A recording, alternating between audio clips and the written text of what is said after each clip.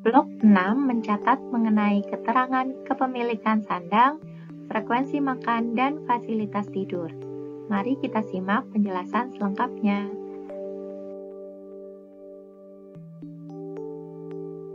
Blok ini terdiri dari 9 pertanyaan yang ditanyakan untuk anggota rumah tangga semua umur.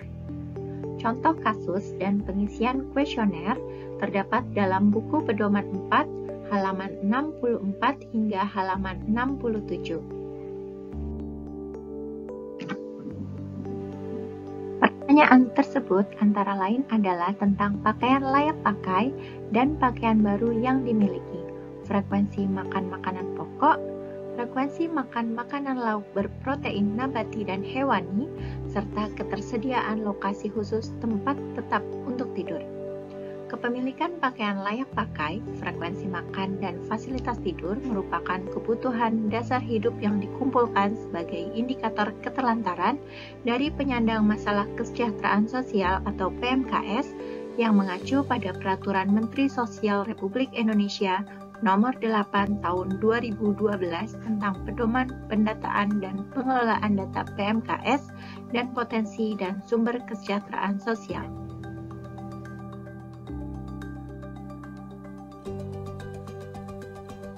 Berikut ini adalah kriteria ketelantaran menurut Peraturan Menteri Sosial Republik Indonesia Nomor 8 Tahun 2012 tentang Pedoman Pendataan dan Pengelolaan Data PMKS dan Potensi dan Sumber Kesejahteraan Sosial.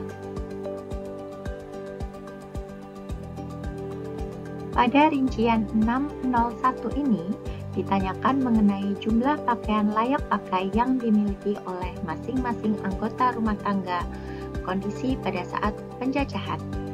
Kategori jawaban dalam satuan style. Yang dimaksud sebagai pakaian layak pakai adalah pakaian luar yang utuh dan tidak compang-camping atau tidak ada tambalannya, lazim atau pantas digunakan dalam pergaulan sehari-hari.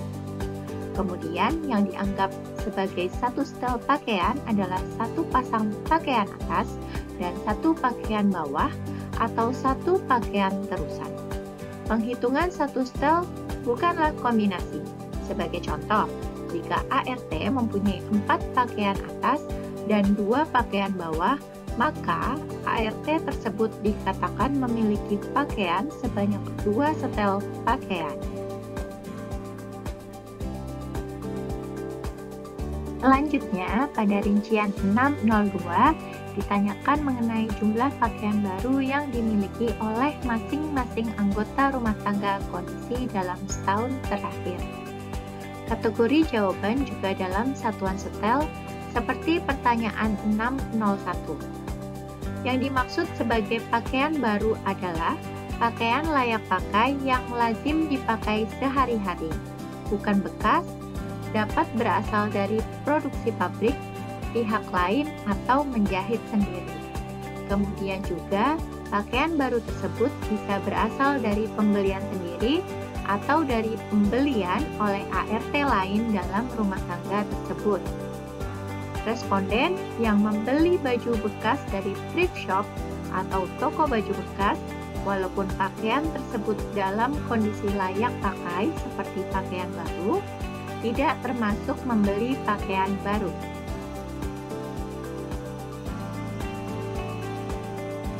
Rincian 603 sampai 607 menanyakan faktor penentu ketelantaran dari sisi frekuensi makan makanan pokok, lauk pauk yang mengandung protein nabati dan hewani. 603 menanyakan kepada masing-masing ART dalam seminggu terakhir berapa kali makan makanan pokok mengandung karbohidrat yang biasa dikonsumsi untuk makanan utama sehari-hari yang dapat memberikan energi. Contohnya, nasi, bubur nasi, roti, sagu, singkong, jagung, kentang, dan ubi jalar. Frekuensi makan tersebut tidak mutlak dilihat dari porsi makannya, tetapi tetap dilihat dari segi kewajarannya. Jika hanya sekedar mencicipi makanan, maka tidak dianggap makan. Yang dimaksud frekuensi makan 0 kali jika dalam seminggu terakhir ART tidak makan makanan pokok, contohnya bayi yang belum diberikan makanan pokok selain ASI, maka frekuensi makan makanan pokok adalah 0 kali. Jika rincian 603 berkode 1, 2, atau 3, yang artinya ART tidak sama sekali atau kurang dari 14 kali makan makanan pokok dalam seminggu terakhir, maka ditanyakan alasan utama tidak atau kurang mengonsumsinya pada rincian 604. Alasan utamanya bisa karena tidak mampu membeli, tidak tersedia di pasar, alasan kesehatan, perilaku individu, atau karena alasan lainnya seperti bencana alam, atau karena ART tersebut adalah bayi berusia kurang dari 6 bulan yang masih diberi ASI saja.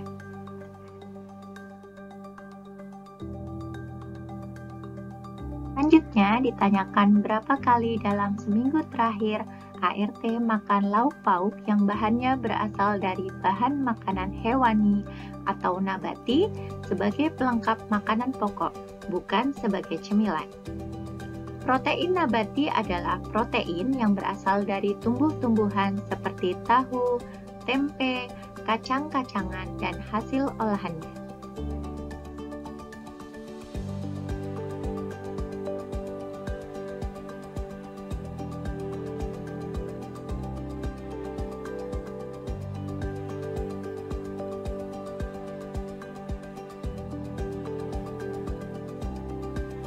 Protein hewani adalah protein yang berasal dari hewan seperti daging, ayam, ikan, telur, dan hasil olahannya.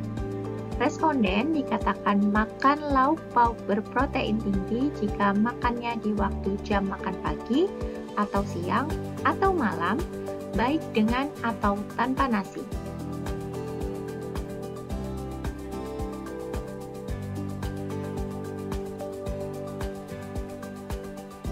Jika rincian 605 dan atau 606 berkode 1, yang artinya ART tidak sama sekali atau kurang dari 3 kali makan lauk pauk berprotein hewani atau nabati, maka alasan utamanya bisa karena tidak mampu membeli, tidak tersedia di pasar, alasan kesehatan, perilaku individu, atau karena alasan lainnya seperti bencana alam, atau karena ART tersebut adalah bayi berusia kurang dari 6 bulan yang masih diberi ASI saja. Rincian 608 menanyakan apakah ART memiliki lokasi khusus atau tempat tetap untuk tidur di dalam rumah. Yang dimaksud lokasi khusus atau tempat tetap untuk tidur adalah sebagian dari kamar atau ruang atau keseluruhan kamar atau ruang yang selalu digunakan responden secara tetap untuk tidur kapan saja responden mau. Lokasi yang dimaksud di sini tidak harus berupa kamar atau ruang tidur, tetapi bisa kamar atau ruang dengan fungsi lainnya.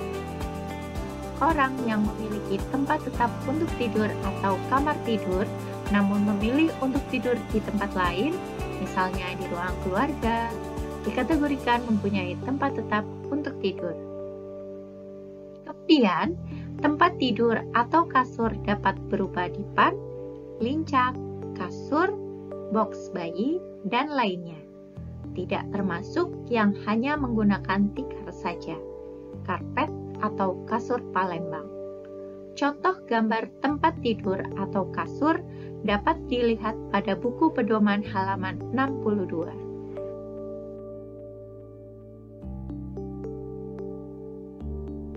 Rincian 608 berkode 1, yang artinya ART memiliki tempat tetap untuk tidur dengan kasur, maka ditanyakan apakah tempat tidur atau kasur tersebut biasa digunakan bersama oleh lebih dari 3 orang atau tidak. Digunakan bersama oleh lebih dari 3 orang adalah Tempat tidur atau kasur tersebut digunakan untuk tidur secara bersama-sama oleh lebih dari 3 orang dalam waktu yang sama. Dan penggunaan tempat tidur tersebut tidak terbatas pada anggota rumah tangga saja. Misalnya, satu rumah yang ditinggali oleh lebih dari satu rumah tangga, maka ada kemungkinan penggunaan tempat tidur atau kasur yang sama oleh anggota rumah tangga yang berbeda.